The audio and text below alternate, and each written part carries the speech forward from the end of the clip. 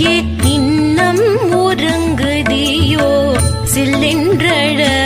ஏமின்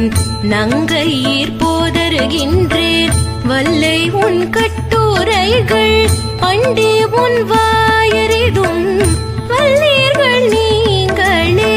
நானேதனாயிடுக உல்லை நீ போதாய் உனக்கென்ன வேறுடைய